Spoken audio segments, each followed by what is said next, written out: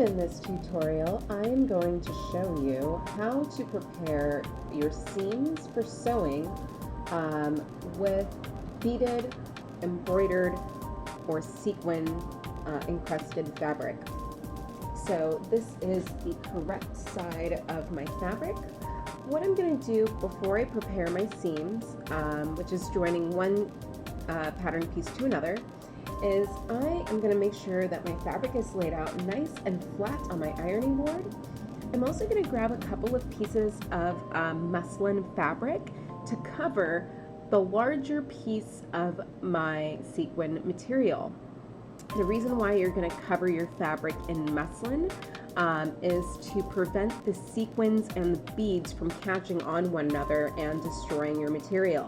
So make sure that you use an adequately large piece of muslin. If it's not large enough, feel free to grab a couple of pieces of muslin.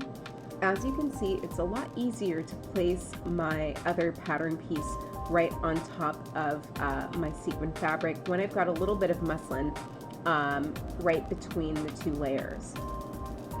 Now, what I'm going to do is I'm going to use some pins to pin my material onto my ironing board. And you don't want to stretch your material in this process. You just want to use a few pins to position and hold your two layers of fabric in place on the ironing board. So the next thing I'm going to do is I'm going to thread a basting needle with a high contrast thread. I'm using white thread for my black sequin material. So that it's a lot easier for me to see where my basting thread is and where my seams should be before I begin to sew.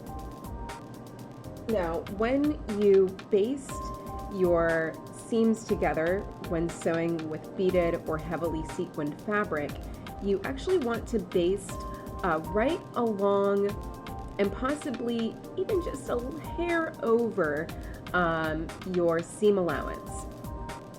This basted line of thread is going to become your border, and it's also going to help you in the next step of sewing with beaded fabric, which is removing the sequins and beads and any special embroidery that may be within the seam allowance of your two pattern pieces. So always baste before you sew.